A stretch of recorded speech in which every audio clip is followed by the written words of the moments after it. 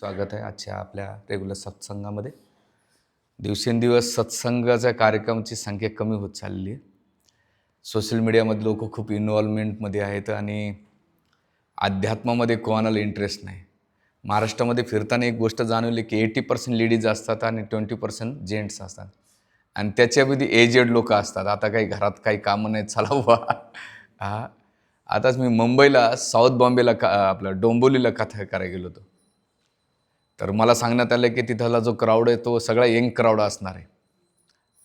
म्हणजे आमच्या एका भक्तांना सांगितलं होतं. नंतर गेलं की वास्तविक स्थिती पहिले ते वेगळीच आहे. खरं तर भगवद्गीता किंवा श्रीमद भागवतम, रामायण, महाभारत हे ग्रंथ आहेत ना, आपलं जीवन जगण्याची शैली शिकवतात. आजच मला एका विद्यार्थ्यानं प्रश्न विचारला होता की पुरातन काळामध्ये किंवा 25-30 वर्षापूर्वी माणसाची एवढी प्रगती नव्हती. सोशल मीडिया नव्हता, मोबाईल नव्हतं, टी व्ही नव्हता. 85मध्ये टी व्ही लॉन्च झाला. तर त्याच्या पहिले फॅसिलिटी काही नव्हती, पण कमी गरजामध्ये लोक हॅपी होते आणि एकदम पीसफुल लाईफ जगायचे. स्वतःला टाईम स्पेंड करायचे, फॅमिलीसोबत टाईम स्पेंड करायचे. पण आता 2025मध्ये माणसाने एवढी प्रगती केली आहे. सोशल मीडिया झालं, गॅजेट झालं, इंटरनेट झालं, फ्लाईट किंवा त्याच्यानंतर मोबाईल्स, एवढ्या सुविधा झालेल्या आता, म्हणजे व्हेकलच्या आणि फास्ट फूड पण आणि प्रगती एवढे करतो आहे. आणि फायनान्शियली पाहिलं तर मागच्या स्थितीनुसार आजचं GDP पाहिलं तर खूप आहे. GDP झालं आणि माणसाच्या फॅसिलिटी खूप आहेत, सुखसुविधा भरपूर आहेत, पण तो डिप्रेशनमध्ये का चाललेला आहे हा प्रश्न त्यानं मला विचारला होता. तर त्यामुळं माताजी मोबाईल सायलेंट करून किंवा स्विच ऑफ करून ठेवा. नाही जमलं तर बाजूवाल्याकडून करून घ्या ना प्लीज. मी जास्त वेळ नाही घेणार, 45 मिनिट्स घेईन. तर त्यानं मला प्रश्न विचारला होता की प्रभूजी, एवढं असताना माणसाची प्रगती, त्याच्या जीवनामध्ये नैराश्य काय आहे ते. त्याला म्हटलं बघ, फॅसिलिटी आली म्हणून हॅपीनेस भेटतो असं नाही आहे.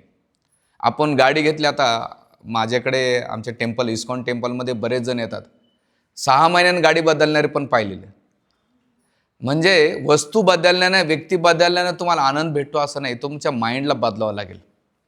आणि दुसरं म्हणजे जेवढे तुम्ही प्रगती करता तुमच्या मटेरियल लाईफमध्ये, तेवढं तुम्हाला डिप्रेशन आणि तुमचे लाईफ कॉम्प्लिकेट बनणार आहे. म्हणून लाईफ कॉम्प्लिकेट बनण्यासाठी आपण एवढं डेव्हलपमेंट किंवा जेवढी प्रगती करतो ते कशासाठी करतोय? आनंदासाठी. पण वास्तविक आनंद किंवा सुख शांती आपल्याला कुठून भेटल, कशी भेटल, यासाठी आपल्याला कुठं तर सर्च करावं लागेल ना. जी वस्तू व्यक्तीमध्ये बदलल्यानं नाही होत. बरेच लोक पार्टनर बदलतात, लिव्ह रिलेशनमध्ये घ्या किंवा फॅमिलीमध्ये घ्या, जॉब बदलतात. पण आपण एक स्वतःला विचारायचं की बाबा मी स्वतःला का बदलत नाही. आणि म्हणून सांगण्याचा मुद्दा एक आहे की जोपर्यंत तुम्हाला तुमच्या लाईफमध्ये स्पिरिच्युअल थॉट्स नसतील, आध्यात्मिक विचार नसतील, तोपर्यंत तुम्हाला मटेरियल लाईफ हे डिप्रेशन अँड स्ट्रेस देणारच आहे.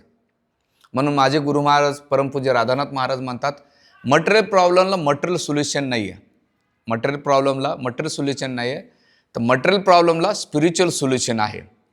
म्हणजे तुम्हाला भौतिक समस्याला आध्यात्मिक काय आहे, उपाय आहे आणि तो तुम्हाला सुख शांती देऊ शकतो. म्हणून ह्या लाईफचं जे एन्जॉयमेंट आहे, जो आनंद आहे, तो कसा आहे, चिंगमसारखा आहे. पहिल्यांदा खूप बरं वाटतंय, पण नंतर हळूहळू माणसाला बोरियत होते. मग तो आपल्या लाईफमध्ये मोर अँड मोर काही ना काही करण्याचा प्रयत्न करत असतो. माझा तो विषय नाही, आज मी विषय वेगळा घेऊन आलेलो आहे. पण सांगण्याचा मुद्दा आहे की खरंच तुम्हाला अध्यात्मामध्ये, भौतिक जीवनामध्ये आनंद. आता आम्ही मंदिरामध्ये IIT झालेले ब्रह्मचारी, IIT नाही बरं, IIT, UPSC झालेले, BSc झालेले आहेत, ही मेकॅनिकल इंजिनियर, केमिकल इंजिनियर झाले. किती लोक आहेत? 30 आहेत. आमचे जे प्रेसिडेंट आहेत ते कोण आहेत? इंडियन एअरफोर्समध्ये फायटर पायलट होते. हायली एज्युकेटेड आहेत, यांच्याकडे सगळ्या फॅसिलिटी होत्या. ते वेडे आहेत का? नाही. कारण त्यांना माहीत कळालं की ह्या जगामध्ये कोणती गोष्ट ही टेम्पररी आनंद देते, नंतर त्याचं बिल पे करावं लागतं तुम्हाला. म्हणून आपण काय करतो, आपलं माइंड बघा, गोल्डन फिश आहे ना, 7 ते 8 सेकंद नाही का ती स्थिर राहू शकते. मनुष्य त्याच्यापेक्षा बेकार झालेलं आहे की रीलसुद्धा तो क्विकली पाहतो, त्याचं माइंड एवढं स्टेबल नाही आहे. का? त्याला असं वाटतं की मी रील बदलल्यानंतर मला ह्या रीलमधून आनंद भेटेल. म्हणून रील बदलल्यानं किंवा मटेरियल लाईफ बदलल्यानं होणार नाही. तर तुम्हाला तुमच्या लाईफमध्ये अध्यात्मामध्ये किंवा भक्तीमध्ये तुम्हाला कळलं अशीच भक्ती केली पाहिजे. आणि ती भक्ती कशी वरचीवर नसली पाहिजे, सो कॉल्ड नसली पाहिजे. किंवा आजकाल जे अध्यात्म केले जाते ते वरचीवर दाखवण्याचा प्रयत्न असतं. कपडे घातले बाबा, अंगाला तिलक माळला, गळ्यात माळा घातली, तिलक लावला, शेंडी ठेवली किंवा लेवड्या मारल्या. नाही, अध्यात्म म्हणजे, भक्ती म्हणजे तुमच्या लाईफमध्ये निगेटिव्हकडून पॉझिटिव्हकडे तुम्ही जातात का? काय वाक्य आहे? निगेटिव्हकडून तुमच्या लाईफमध्ये निगेटिव्ह असते, त्याच्यातून तुम्हाला पॉझिटिव्ह येते का? First thinking. बॅड हॅबिट्सपासून गुड हॅबिट्सकडे गेले पाहिजे. आणि तिसरी गोष्ट म्हणजे तुमच्या लाईफमध्ये डिसिजन मेकिंग आलं पाहिजे तुम्हाला स्पिरिच्युअल.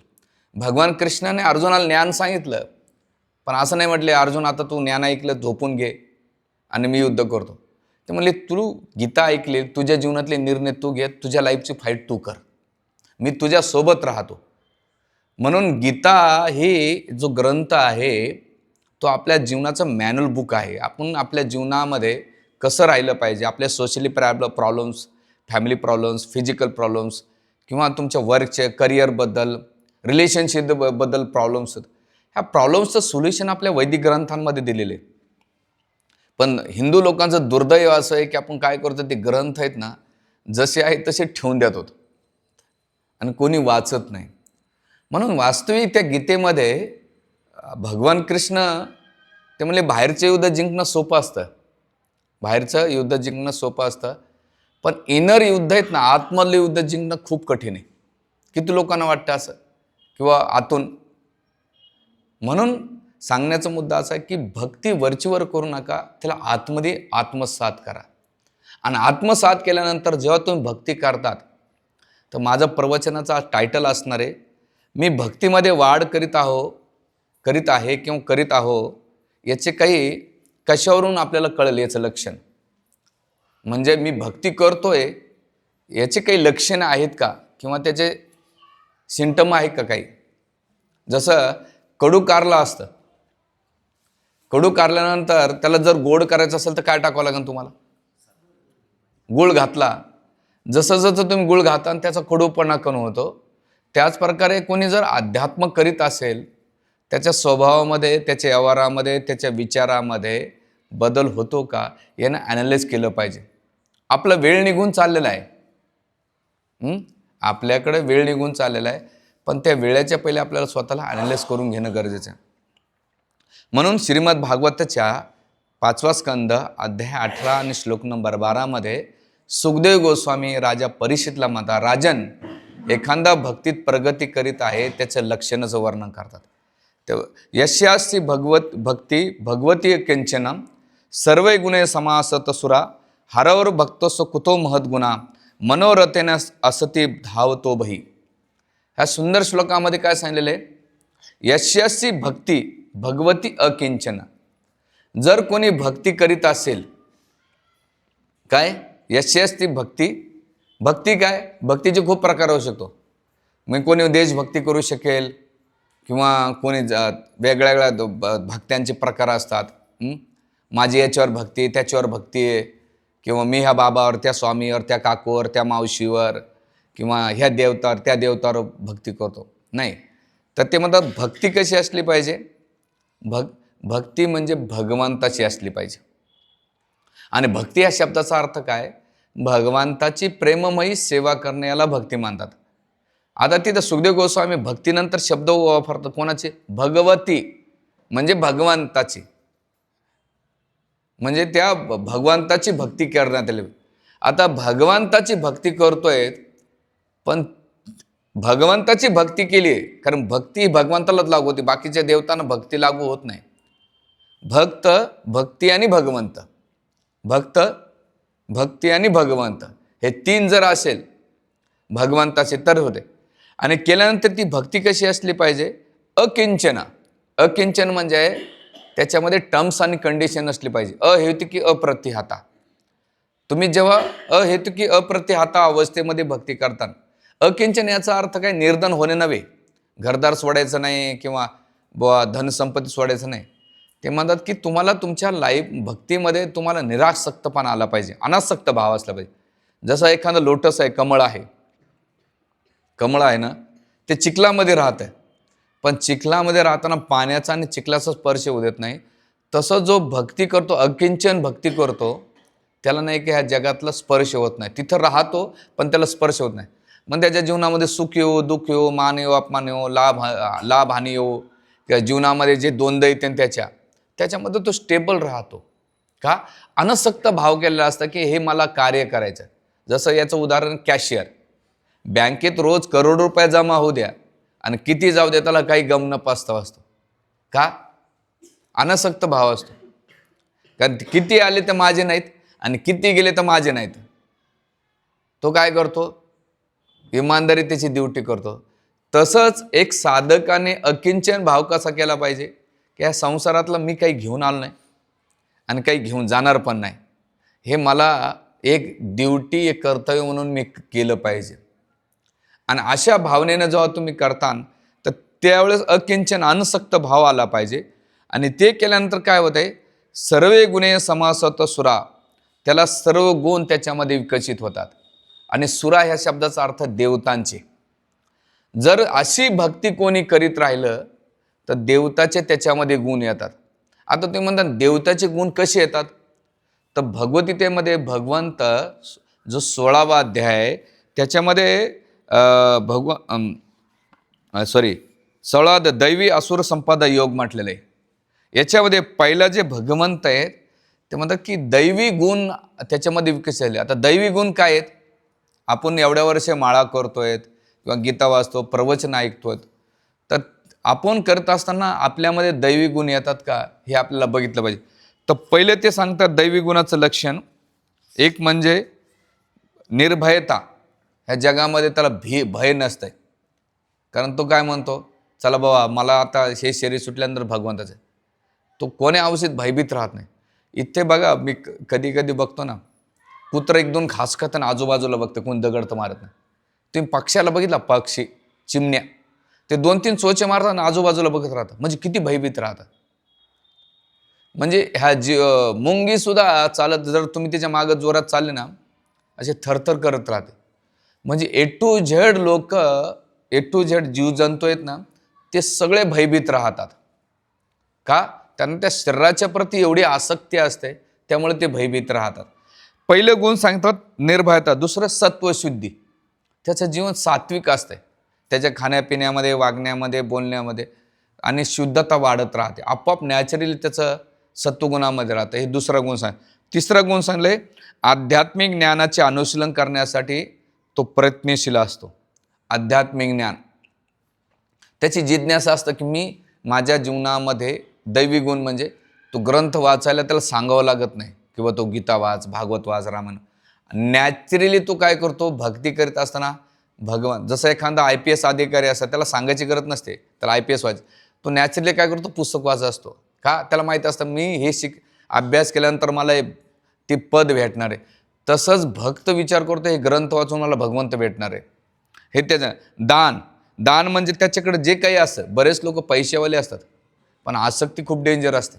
माझा तर अनुभव असा आहे, ते इस्कॉनमध्ये येते पण त्यांची चिकटपणा जात नाही. ते 500-1 रुपये, 1000. अरे हॉस्पिटलमध्ये डॉक्टरनं दात जरी दाखवला तर खटकन त्याला 500 रुपये देतात. आणि वर्गण देताना नाही का माणूस विचार करत. मी कधी कधी पाहिलं, मोठे मोठे समुद्र कामाला येत नाही पण छोटे छोटे झरे कामाला येतात.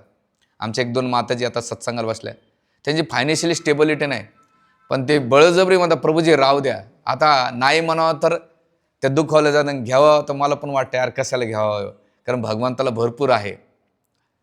पण त्यांची ती देण्याची भावना आहे ना, भगवंत ते बघतायत की त्यांच्याकडे काही नाही पण त्याच्यातून, त्या परिस्थितीतून सुद्धा ते काही ना काही डोनेशन देत आहेत. म्हणजे नॅचरल काय त्यांचं भगवंताच्या प्रती फुल नाही तर फुलाचे पाकळे दान. त्याच्यानंतर आत्मसंयम, त्याच्या आत्मसंयम वाढतो. हे म्हणजे वेगावर, बोलण्यावर, त्याच्या रागावर, त्याच्यानंतर खाण्यापिण्यात संयम वाढतो. त्याच्यानंतर यज्ञकर्म, तो यज्ञकर्म म्हणजे धार्मिक क्रियामध्ये संलग्न असतो. वेदाध्ययन म्हणजे शास्त्र. तपस्या म्हणजे काय? एकादशी व्रत करणं, किंवा सकाळी उठून, आता थंडीच्या दिवसामध्ये उठणं, ब्लँकेटमधून बाहेर निघणं लय कठीण आहे. पण आम्ही 4:15 झाल्यानंतर ब्लँकेट असं बाजूला ठेवतो. किती वाजता? आणि 4:15मध्ये प्रभूजी भगवंत कुठे जाणार नाही, मी जाणार नाही ब्लँकेटमध्ये. आपल्याला भगवंतापेक्षा आपली झोप आणि आपलं कम्फर्ट, जेवढा माणूस कम्फर्ट झोनमध्ये राहील ना, तेवढा तो त्याची जी प्रगती ना ती खुंटल्या जाते. तुमच्या मटेरियल लाईफमध्ये असो का स्पिरिच्युअल लाईफमध्ये. म्हणून कम्फर्ट झोनच्या बाहेर येऊन तुम्हाला ॲक्टिव्हिटी करावं लागेल. मटेरियल लाईफमध्ये सक्सेस व्हायचं असेल तर तुम्हाला असला हरीण तर देईन खटल्यावर कधीच होत नाही. कम्फर्ट झोन जेव्हा सोडता तेव्हाच तुम्ही प्रगती करू शकाल. आणि त्याच्यानंतर सांगितलं साधेपणा, सिम्पल. तुमचा असा नेचर असलं की लोक तुमच्या जवळ आले पाहिजे. बरेच लोक खूप एज्युकेटेड असतात पण त्यांच्या नेचरमुळे लोक दूर जातात. त्याच्यानंतर अहिंसा. अहिंसा म्हणजे की त्याने हिंसा नाही केली पाहिजे, मन वाचा कायानं. त्याच्यानंतर सत्यता, नेहमी सत्य असलं पाहिजे. लोक एवढे खोटं बोलतात. प्रभूजी मंदिराच्या बाजूलाच्या पार्किंगमध्ये गाडी पार्क करतोय, 2च मिनिटात येतोय आणि 1 तासाने येतो. काय प्रभूजी एवढी ट्रॉफिक होते? अरे पार्किंगपासून मंदिरात यायला 2 मिनिट लागत नाही, तू 1 तासात. म्हणजे मोबाईलवर आपण पदम किती खोटं बोलतो.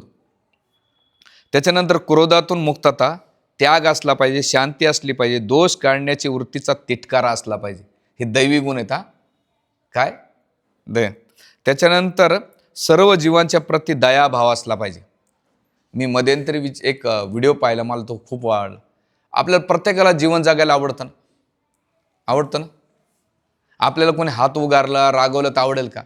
आपण रस्त्यानं जाताना कुत्र्याला दगड मार, मांजराला हुसक, मुंग्या दिसल्या त्याच्यावर पाय ठेव, त्या जीवाला जगण्याचा अधिकार नाही का? जर यांच्याच प्रती आपली दया, जीवदया नसेल तर भगवंताच्या प्रती काय असणार? म्हणून आपण चालताना पशुमात्राला, प्राणीमात्राला आपल्याकडून हानी होता कामा नये, त्याच्याप्रती असलं पाहिजे. त्याच्यानंतर दयाभाव, लोभहीनता असली पाहिजे, सौम्यता असली पाहिजे, विनयशीलता, दृढ निश्चय, उत्साह भक्ती करण्यामध्ये आणि क्षमा करण्याची वृत्ती. कोणी आपल्या प्रती किती करू द्या. आमचे गौरगोपालपूर एक वाक्य लय भारी मानतात, हमने जिंदगी इतना आसान बना दिया है, हमने किसी से माफ़ी मांग लिया और हमने किसी को माफ कर दिया. सोपं जीवन. जेवढं तुम्ही डोक्यावर ते बर्डन घेऊन जातात ना, वारंवार तुम्हाला नाही का तीच गोष्ट आठवत राहते. म्हणून क्षमा केली पाहिजे, फॉरगिवनेस असलं पाहिजे.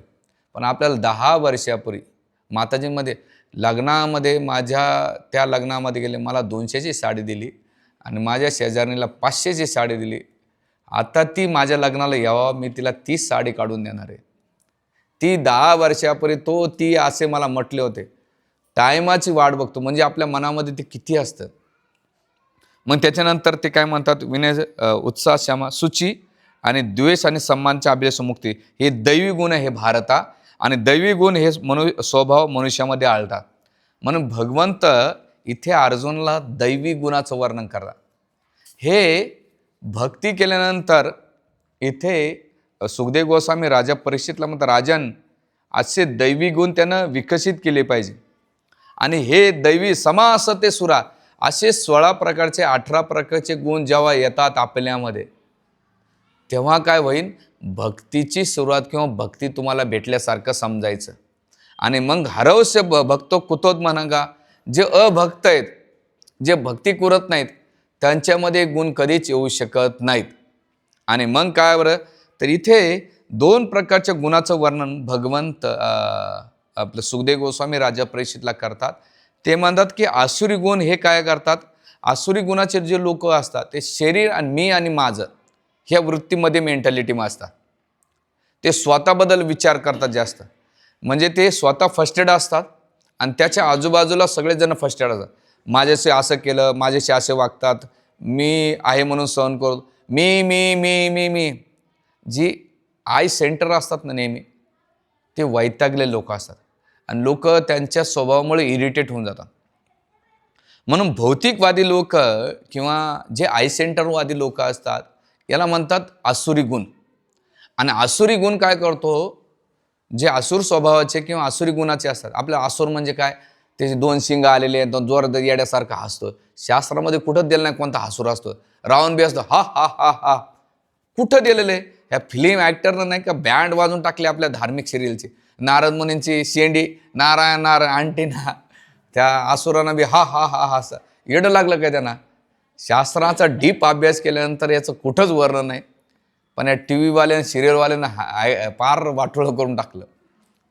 तर असुर म्हणजे आपल्यासारखे दिसायला सुंदर असतात, पण त्यांचे स्वभाव आपण बघा ना, कधी कधी लोक बाहेरून दिसायला खूप सुंदर असतात. कंपनीतला बॉस, आम्ही जेव्हा कंपनीत होतो असं त्याचा चेहरा दिसायला लय हँडसम, पण त्याच्या जवळ गेल्यानंतर अतिशय भयंकर होता. जसं मी कालच माझा एक शॉर्ट बनवला.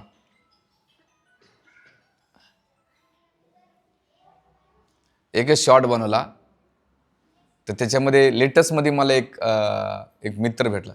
त्यांच्या कॉलनीमध्ये, त्यांच्या सोसायटीमध्ये एक सुंदर मुलगी होती. आणि ती सुंदर मुलगी त्या सोसायटीतल्या प्रत्येक मुलाला वाटायला पाहिजे की माझी मैत्रीण व्हावं, गर्लफ्रेंड व्हावं, आणि प्रत्येकजण ट्राय करायचं तिला. ती कॉलेजमध्ये गेल्यानंतर सुद्धा कॉलेजची मुलंसुद्धा तिला वाटायचं अरे काय सुंदर पोरगी, आपली गर्लफ्रेंड झाली तर किती होईल. असं करता प्रत्येकाला वाटायचं ती भेटावं, तिचं सौंदर्य पाहून. पण काही जणांसोबत तिनं फ्रेंडशिप केली पण होती, पण 4 दिवसाचा आत टिकत नव्हतं. तर मग त्यांना सांगितलं का बरं टिकत नाही. म्हणे दिसायला भारी होती, पण जेव्हा ती तोंड उघडते तिचा घाण वास येतो तोंडातून, आणि ती वारंवार जेव्हा बोलते तर तोंडातून घाण वास आल्यानंतर कोणताही मुलगा टिकत नाही. मग त्याच्यातून लेसन काय, दिसायला सुंदरता आहे, पण जेव्हा तोंड उघडलं तर घाण वासल्यामुळे टिकत नाही. आता तेव्हा तसंच आपण बाहेरून खूप सुंदर आहेत, पण जेव्हा आपण तोंड उघडतोत ना, आपल्या बोलण्यातून, आपल्या क्रियातून, आपल्या कार्यातून, किंवा आपण वागतोत बोलतोय, याच्यातून कळतं की आपण किती बाहेरून सुंदर आहेत, पण आपण स्वभावाने कसे आहेत. याला म्हणतात आसुरी स्वभावाचे. म्हणून इथे हे आसुरी लोकांचे आहेत ना, जे भौतिक संसाराच्या प्रती भौतिकवादी जीवन जगत असतात, तर त्यांना तुम्ही किती अध्यात्माचं जीवन सांगा बरं, ते भक्ती करतेन, बाहेरून ते माळा करतेन, तीर्थयात्रेला जातेन, दान धर्म करतेन, ग्रंथ वाचतेन, पण त्यांची क्रिया कशी असते, बाहेरून असते. ते गलीत दाखवतात किंवा शेजाऱ्यांना पाजारांना दाखवतात, किंवा माताची कोणी पोरं असेल त्यांना शांत करा प्लीज. माता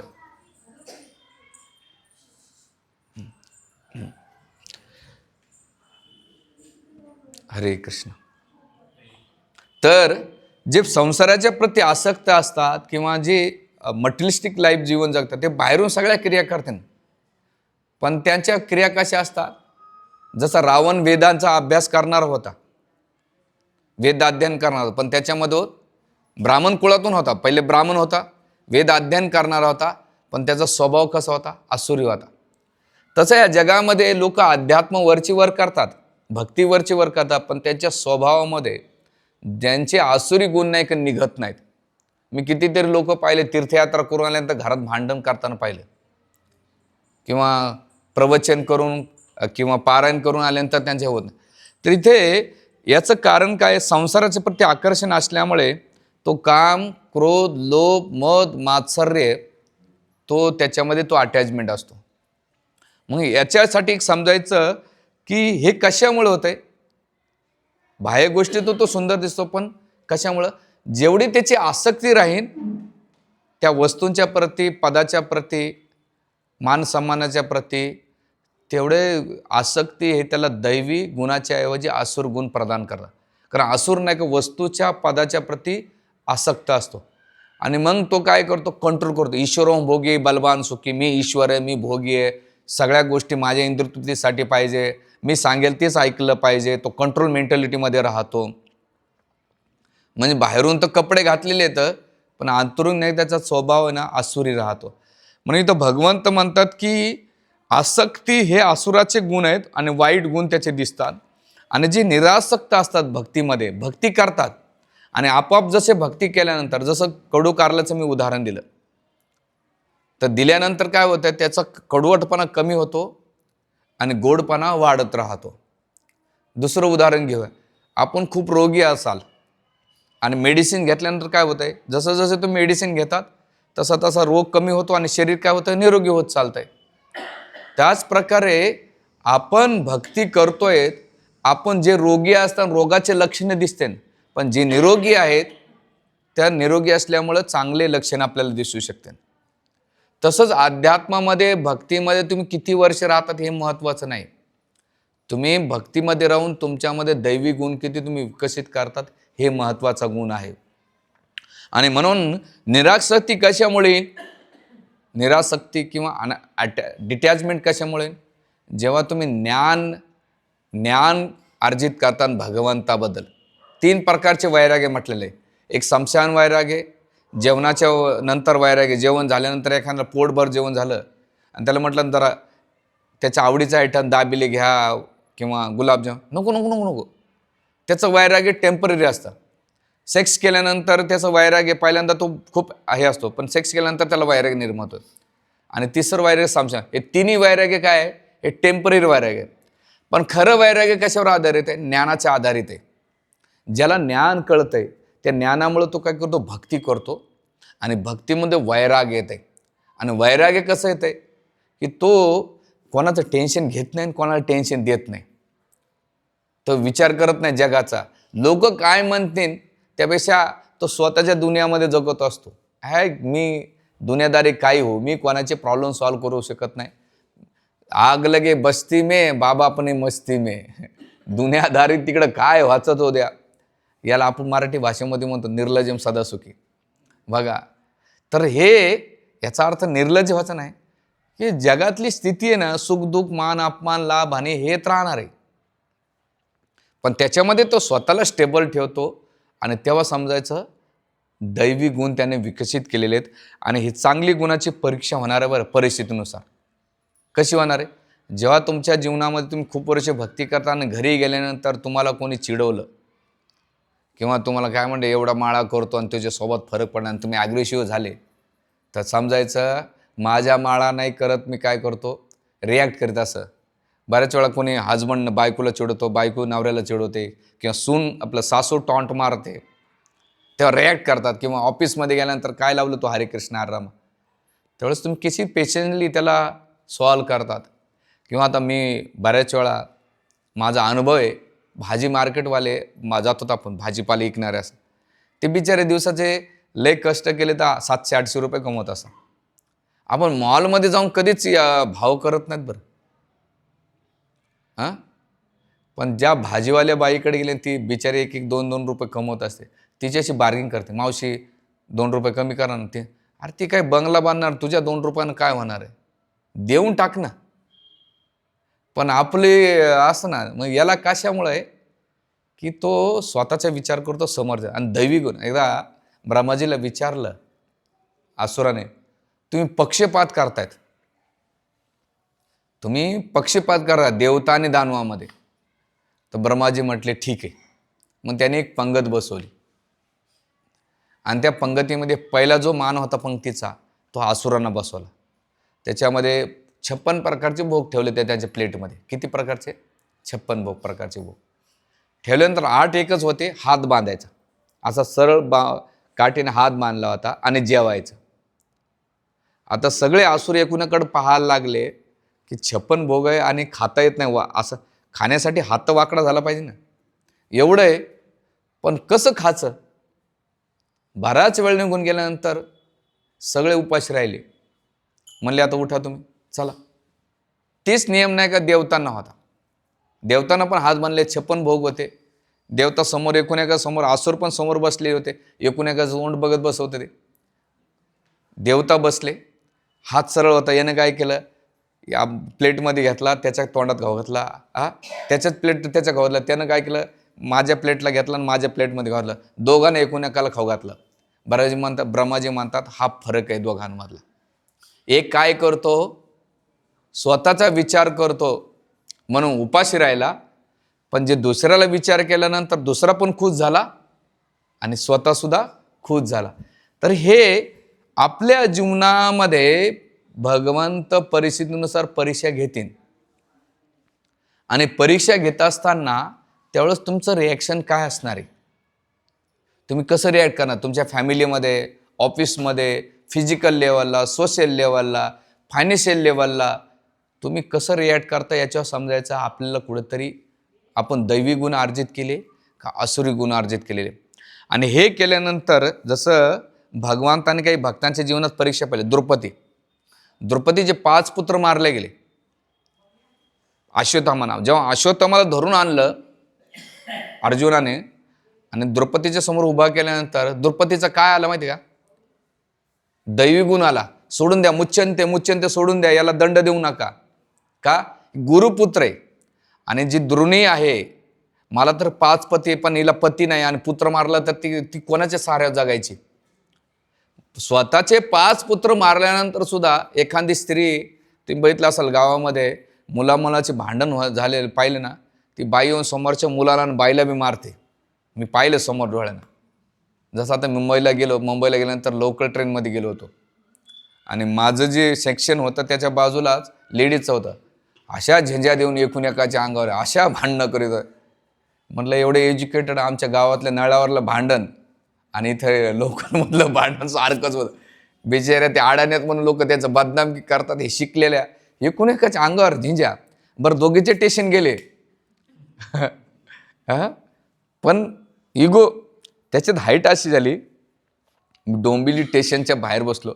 नेमकं तो रिक्षावाला, तिला लोकल होता, रिक्षावाला चालता तर पहिलं चाक तिच्या पाया गेलं. तिनं काय घाण शिव्या दिल्या, माझ्या कानातला मळच वितळून गेला. दिसायला चांगली होती बाई, माताची मुलगी. बापरे, म्हणजे आता इथं उच्चारण्यासारख्या नाही त्या. आणि मी हप झालो. माझ्यासोबत ते भक्त होते आणि त्या माताजी पण होत्या. म्हणजे प्रभूजी काय झालं? म्हणलं अरे लेडीज अशा शिवाय देते. म्हणजे प्रभूजी तर नॉर्मल रोजचं आहे. तर सांगण्याचा मुद्दा आहे की तुमच्या जीवनात डिफिकल्टी आल्यानंतर कोणते गुण, जर द्रौपदीनं कोणते गुण दाखवले? रिव्हेंज, बदल्याचे गुण नाही दाखवले, दैवी गुण दाखवले आणि क्षमा केलं. दुसरं गुण कोणाचं आहे? देवकीचे. 6 पुत्र मारले, 7वा गर्भस्थानांतरित झाला, पण कंसाला तिने कधीच दोष नाही दिला, माफ करीत गेली. आपण आपल्या जीवनामध्ये कोणी अपमान केला तरी आपण नाही का विसरत नाहीत. आपण नेहमी बदल्याच्या भावनामध्ये राहतो. म्हणजे याचा अर्थ काय की आपल्याला दैवी गुण अर्जित करावं लागते. आपलं वय वाढतंय पण स्वभाव बदलत नाही. माणसाचं वय वाढतं पण स्वभाव बदलत नाही, उलटं तो चिडचिडापणा करत राहतो. म्हणून इथे शिक्षा दिली जाते की आत्मपरीक्षण केलं पाहिजे की मी खरंच बाहेरून भक्त आहे का आतून भक्त आहे. बाहेरून भक्ती दाखवणं सोपं असते. माळा घालणं, तिलक लावणं, मंदिरात दंडवत करणं, भगवे कपडे घालणं, शेंडी वाडी दाढी ठेवणं, या सगळ्या गोष्टी बाह्य येतो, बाहेरून सगळे म्हणतात. पण आंतरिक मी आत्मपरीक्षण केलं पाहिजे की हे सगळे गुण करताना माझ्या जीवनामध्ये मी अध्यात्म करतोय किंवा जीवन जगतोय, माझ्यामध्ये दैवी गुण होता. आणि भगवंत गीतेमध्ये 13व्या अध्यायामध्ये सांगतात की अर्जुन, कोणी जर प्रामाणिकपणे करीत असेल आणि ते करीत असताना हे गुण जर झाले तर समजायचं तो भक्तीची प्रगती करतोय, भक्तीची वाढ होती. आणि भगवंत इथे सांगतात पहिलं गुण म्हणजे त्याच्यामध्ये काय येतं माहिती आहे का? भक्ती केल्यानंतर नम्रता. अध्याय 13 श्लोक नंबर भगवंत 8 पासून 12 श्लोकामध्ये पहिले नम्रता येते. त्याच्यामध्ये नॅचरली हंबल होतो. बघा परमपूज्य राधानाथ स्वामी महाराज, आमचे गुरु महाराज, नॅचरली नम्र येते. कोणी काही म्हणू तो रिॲक्ट करत नाही, नम्र राहतो. पहिला गुण नम्रतावर खूप बोलण्यासारखं आहे. तो प्रत्येक परिस्थितीमध्ये तरुणादपी सुनेचन तरुरूपे सहिष्णुन अमानिन मान देणं कीर्तनीय सदारी. दुसरा आहे निरअहंकार. अहंकार कशाचा ठेवत नाही तो, न पदाचा, न धनाचा, न रूपाचा, न गुणाचा, न घराचा.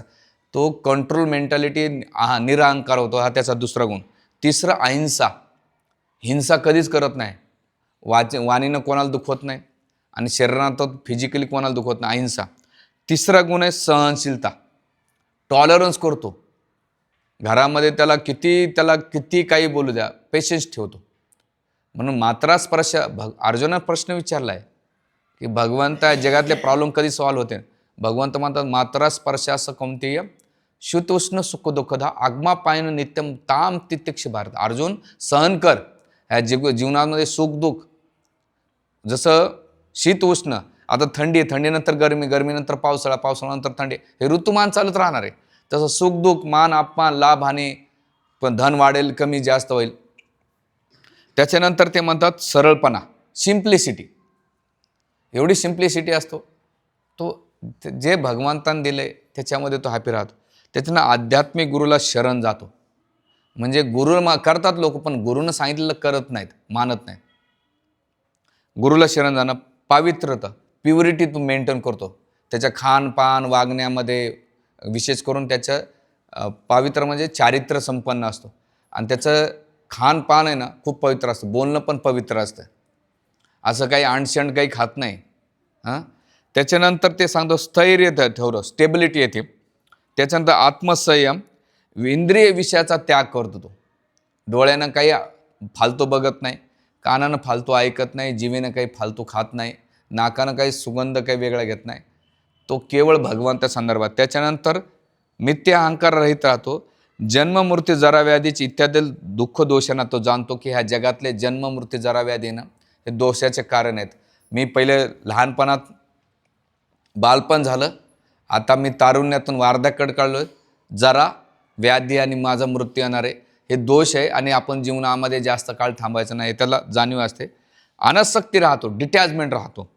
घरदार, पत्नी, मुले बाळे, पती यांच्यापासून अनासक्त राहतो. इष्ट अनिष्ट गोष्टीपासून समचित्त राहतो. जीवनामध्ये त्याला सुख दुःख जे काही त्याचा अनिष्ट राहतो. माझी निरंतर अनन्य भक्ती आणि एकांतवासामध्ये राहण्यात उठणं, त्याला वाटतंय जगामध्ये कोणीच नको मला भगवंताशिवाय. हे त्या दैवी गुणाचे लक्षण आहेत. भक्ती करीत जो कोणी भक्ती करतो त्याचे लक्षण सांगतात. आणि मग भगवंत म्हणतात तिथे अर्जुनाला, हे अर्जुना राहतो आत्मसाक्षात्काराचा महत्त्वाचा स्वीकार करणे आणि परम सत्याला तत्त्वाने शोध घेणे असे मी घोषित करतो. यातिरिक्त दुसरं काहीच नाही, बाकी अज्ञान आहे. इथे भगवंताने अर्जुनाला जे दैवी गुण भक्ती केल्यानंतर विकसित होतात त्याचे लक्षणं सांगितलेत. आणि हे कशामुळे होतील? काय ते POPचा ढाचा आहे का, की बा टाकलं आणि सुकल्यानंतर जसे तशी मूर्ती येते? नाही. तर ते म्हणतात की याला सगळ्यात महत्त्वाचा गुण म्हणजे आपण कसं केलं पाहिजे, की मनोरथेनं धावते भई, जे मनाची अवस्था आहे त्याला त्याग केला पाहिजे. मनाच्या वेगानं धावलं नाही पाहिजे. तर इथे भगवंत सांगतात अर्जुनाला, हे कशामुळे होऊ शकेल? नित्य नियमानं प्रॅक्टिस केल्यानंतर. जसं तुम्हाला तुमचा रोग कमी करायचा असेल तर तुम्ही डेली काय करतात? टॅबलेट्स घेतात, सकाळ दुपार संध्याकाळ. तुम्ही नित्यनियमानं पथ्यपालन करतात ना. पथ्यपालन केल्यानंतर एक पथ्य पाळणं आणि सेकंड मेडिसिन घेणं. पथ्य पाळले आणि मेडिसिन घेतली तर तुमचा रोग बराबर हळूहळू कमी होतो. तसंच आध्यात्मिक जीवनामध्ये पथ्य पाळले पाहिजे. आणि पहिलं पथ्य काय? अचसंग, वाईट मटेरियलिस्टिक लोकांचा संग टाळला पाहिजे आणि साधू संग केला पाहिजे. साधू संघ म्हणजे जिथे सत्संग कार्यक्रम होता, रेग्युलरली भक्तीचे कार्य होतात, त्या संघामध्ये आलं पाहिजे. दुसरी गोष्ट, साधूच्या संघामध्ये आल्यानंतर साधना केली पाहिजे. सिन्सिअरली साधना करणं म्हणजे प्रामाणिकपणे महामंत्राचा जप केला पाहिजे. हरे कृष्ण कृष्ण कृष्ण हरे हरे, हरे राम राम राम हरे हरे. आणि साधना जप रेग्युलरली 1 माळा 2 माळा 3 माळा. आपला किती मोबाईलमध्ये वेळ जातोय, गप्पांमध्ये वेळ जातो. दुर्दैव असं लोकांचं, कलियुगामध्ये भगवत प्राप्ती अतिशय साधी सोपी आहे. पण अशा कलियुगामध्ये जो कलियुग काय करतो त्याच्याकडून त्या पापकृत्यमुळे जप नाही करू देत. साधन सोपं आहे, जळतील पापे जन्मांतरीचे तुकाराम महाराज म्हणतात.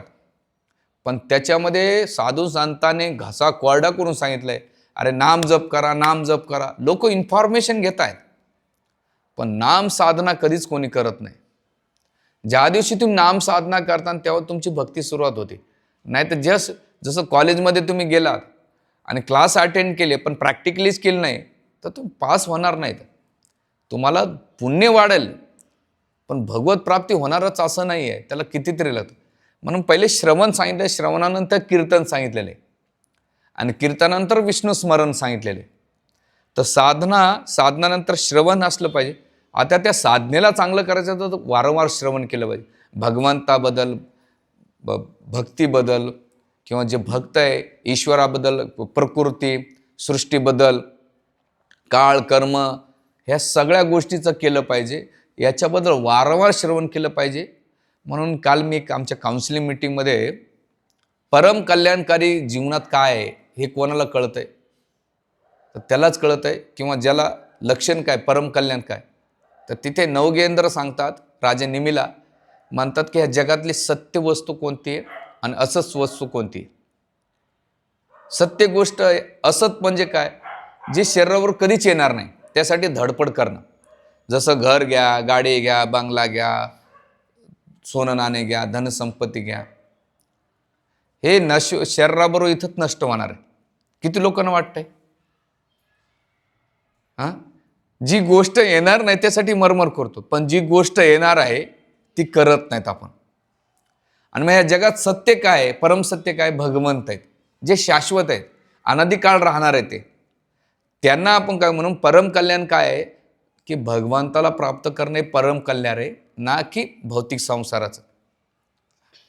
म्हणून मायबापांनो सांगायचा मुद्दा एक आहे की तुम्ही सत्संगाला येत आहेत, पण तुमच्या व्यक्तिगत साधनेमध्ये तुम्ही वाढ केली पाहिजे. आणि याचं काय आहे, जसं बघा, जॉब करण्यासाठी, पैसे प्राप्त करण्यासाठी लोक इथून सातपूरला जातात, नाशिक रोडला जातात ना. अहो, मी काही लोक पाहिले पंचवटी पकडून मुंबईला जातात आणि संध्याकाळी पंचवटी करून इकडे जॉब करून नाशिकला येतात. म्हणजे टीसभर पोटासाठी जाणं 3 घंटे, येणं 3 घंटे, 6 घंटे ट्रॅव्हलिंगमध्ये घालतात. 10 घंटे जॉब करा, 16 घंटे जातात आणि 16 घंट्यामध्ये 5-6 घंट्यासाठी नाशिकला येतात. थोड्याशा पैशासाठी एवढी मरमर करतोय, मग भगवत प्राप्तीसाठी आपण किती केलं पाहिजे? का त्यांना ते इम्पॉर्टंट आहे म्हणून तेच करतायत. आपल्याला इम्पॉर्टंट नाही आहे, इम्पॉर्टंट आहे पण जेवढं त्यांना आहे तेवढं नाही आहे. त्यांना एमर्जन्सी आहे पण आपल्याला एमर्जन्सी नाही, करू पोस्टपोन मेंटॅलिटी, आता नाही, नंतर नंतर करू. तुम्ही जेवढं पोस्टपोन करतात ना, याचा अर्थ नका समजू की मी प्रगती करतो. कधी कधी लोकांना वाटते संस्थेची वाढ झाली की माझी वाढ झालीच की नाही, संस्थाही वाढत राहणार आहे, तुमची व्यक्तिगत तुम्हाला वाढ करावं लागणार आहे. हां, आणि इथे श्रवण कीर्तन आणि हे केल्यानंतर आता हे जेव्हा हे गुण तुम्हाला विकसित करायचं असेल, त्या श्रवण कीर्तनाच्या माध्यमातून जेव्हा तुम्ही त्या जीवनात पालन करता, जसं दारू प्यायल्यानंतर नशा येते ना, येते ना, बरोबर, दारू वरचीवर गुळण्या मारल्या नशा येणार नाही, तसं तुम्ही ती आध्यात्मिक भक्ती जेव्हा आत्मसात करता, तसे तुम्हाला दैवी गुण वाढतील. जर तुम्ही श्रवण कीर्तन केलं आणि ते आत्मसातच नाही केलं तर तुमच्यामध्ये दैवी गुण कधीच वाढणार नाही, आसुरी गुण राहणार. मग तुम्ही वर्षानुवर्ष जरी सत्संगाला आले, धोती कुर्ता जरी बदलला, गोपी ड्रेस जरी घातले, तीर्थयात्रा वृंदावनला गेले, मायापूरला गेले, जगन्नाथपुरीला गेले, चारी धामला गेले, मला कधी कधी लोकांना नवल वाटतंय, लोक आंघोळ करतात, अंगाचा मळ काढतात पण मनाचा मळ काढत नाहीत. उपास धरतात, पोटाचा धरतात, पण विचाराचा आणि मनाचा उपास कधी धरत नाहीत. म्हणून सांगण्याचा मुद्दा असा आहे, ते जीवनात पालन करा. आणि जेव्हा तुम्ही जीवनात पालन करता तर दैवी गुण आपोआप तुमच्यामध्ये वाढतील. आणि दैवी गुण तुमच्यात वाढले तेव्हा समजायचं माझी भक्तीमध्ये प्रगती होत आहे.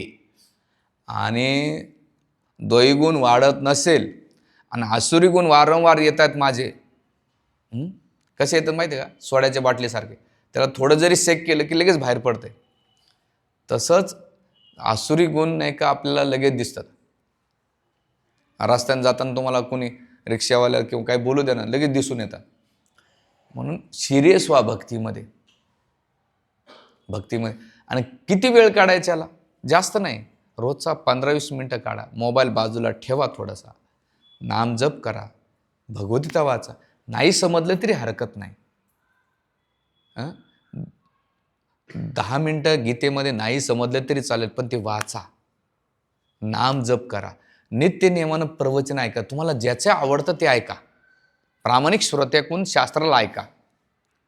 मग याचं तुम्हाला प्रभूजी आम्हाला स्वतःला बदलायचंच नाही तर काहीच करू शकत नाही, मग त्याला एक पर्याय आहे. एखादा लयच आळशी असेल आणि लय मळकांग असेल त्याला काय करायचं, धरायचं आणि शावर खाली त्याला बसवायचं. शावर खाली बसवल्यानंतर काय होतंय, शावर चालू करून द्यायचं. त्याला मला नुसतं शावर खाली बसून राह, आपोआप स्वच्छ होऊन जाते. तर अंग बी मळायची गरज नाही, त्या पाण्याखाली बसला की आपोआप स्वच्छ होते. तसंच तुम्हाला वाटलं प्रभूजी आमच्याकडून हे पॉसिबलच नाही, तुम्ही नुसतं सत्संगाला येऊन बसा, प्रवचन येऊन बसा. जे ऐकतं ते, जे पल्ले पडलं तर पडलं, नाही पडलं सोडून द्या. आणि शेवटी एकच चांगलं भविष्य आपलं आहे की भंडाऱ्याचा कार्यक्रम आहेच आपल्याला. मी बघा आता एका भक्ताला काय गरज आहे मला इथं मंदिर, काय मला तो किंवा एवढं जर लोक भक्त झाले की तुला प्रसाद देईल. रोज मंदिर महिन्याला 2-3 लाख लोकाला खाऊ घालते. इथे मरमर करून मी 2 भक्ताला धरलं, खिचडीचे बकेट भरले, गाडीत ठेवले, घेऊन आलो. 1 तास काहीतरी बडबड करायचं तुमच्या समोर, तुम्ही ऐकायचं, खाऊन जायचं. मला काय भेटणार, तुम्ही प्रवचनानंतर मला थोडे 500 रुपये देणार आहेत. लोक आमच्या कथेचे किती काढतात. आता मी कथा करायला गेलो, मला दक्षिणा किती लोकांना 11 रुपये, 21 रुपये, 50 रुपये, हायेस्ट म्हटलं एका माताजीने 101 रुपये देऊन टाकला. काही किंमत नाही, तुमच्याकडून अपेक्षा नाही, आम्हाला भरपूर भेटते. सांगण्याचा मुद्दा की मला काही स्वार्थ नाही तुमच्याशी, तुमची आध्यात्मिक प्रगती हो, हे त्यासाठी हे प्रोग्राम चालू आहेत. आणि त्याच्यामध्ये जर आपला रिस्पॉन्स भेटत नसेल, आपण जर प्रगती करण्याची इच्छुक नसेल, तर मग आपल्याला कुठंतरी वाटतं. एखादा शिक्षक जीव ओतून तळमळ करून, आता हे प्रवचन करण्यासाठी तुम्हाला विश्वास येणार नाही, मी 2 दिवस विचार करत असतो काय विषय मांडायचा. मग हे पुस्तक रेफर घे, ते पुस्तक रेफर घे, अरे हे पल्ले पडल का नाही, कशाला डोक्याचा आपला फालुदा कशाला करायचा. यासाठीच की बाबा नाही, चला आपण कुठंतरी आपलं जीवन, 2 लोक जरी भगवत भक्तीकडे वळाले, भगवत भक्ती करू लागले, तरी आपलं जीवन साफल्य समजा, त्यासाठी प्रयत्न आहे. आम्ही जेवढे एफर्ट टाकतो त्याच्यातले तुम्ही 5%, 10% तरी एफर्ट टाकले पाहिजे. की नाही प्रभूजी तुम्ही एवढं सांगतायत, आम्ही गीता वाचू, आम्ही जप करू, इथे येऊन मंदिरात सत्संगाच्या पहिले आम्ही इथे येऊन सेवा करू, झाडू मारू, सतरंजा टाकू, जाताना नाही का वायडअप करून ठेवू आणि प्रसाद वाढू. हे येतात, हे भक्तीची सुरुवात आहे हो. हे काही लग्नाची पार्टी नाही की तुम्ही आले पाहुण्यासारखे गेले, नाही. हा सत्संग कार्यक्रम, ही भक्ती म्हणजे आपला कार्यक्रम असला पाहिजे आणि त्याला आपण ते प्रयत्न केले पाहिजे. आणि जेव्हा तुम्ही सगळ्यात इम्पॉर्टंट म्हणजे जीवनात पालन करताना, छोट्या छोट्या ॲक्टिव्हिटी करताना, जसं एखादी मोठी मशीन असेल पण एखादा स्क्रू नसेल तर मोठी मशीन चालू शकत नाही. त्याच प्रकारे आपल्याला मोठ्या गोष्टी करायच्याच नाहीत, आपल्याला छोट्या छोट्या गोष्टी करायच्यात. आणि तुम्ही छोट्या छोट्या गोष्टी सुरुवात करत गेले ना, मंदिरात येऊन दंडवत कसा केला पाहिजे, किंवा ग्रंथ कसे वाचले, छोट्या छोट्या गोष्टी करत जा, तुमच्या भक्तीमध्ये वाढ होईल आणि तुमचे आसुरी गुण कमी होतील आणि दैवी गुण वाढ होतील. आणि दैवी गुण वाढल्यानंतर भगवंत म्हणतात की जो दैवी गुण अर्जित करतो तोच माझ्या वैकुंठ धामाची प्राप्ती करतो. इथे कोणी अधिकाऱ्याला असंच बसवत नाही, त्याला लय पिसल्या जाते, तेव्हा त्या पदावर त्याला बसवल्या जाते. तसं वैकुंठामध्ये असं नाही की चला बाबा तुम्ही सत्संगाला बसले आणि प्रवचन ऐकले, भगवंत म्हणे ये बाबा, नाही. भगवंत म्हणे कशाला डोक्याला ताण दिले का, इथे येऊन तू प्रिपरेशन कर, तयारी कर, तुझ्या मनाची, तुझ्या इंद्रियांची तयारी कर. मग तिथे तुला डायरेक्ट नाही का पदावर बसवल्या जाईल. आणि कोणतं पद आहे, शाश्वत, जी तुमची मुक्ती असेल, ज्या भक्तीचा तुमचा स्तर असेल त्यानुसार भगवंत स्थान देतील. नाही तर एवढं सोपं नाही आहे, सांगायचा मुद्दा असा. म्हणून मायबापानं भक्ती करत चला आणि आपलं जीवन सफल करा. हरे कृष्णा कृष्णा कृष्णा हरे हरे, हरे राम राम राम हरे.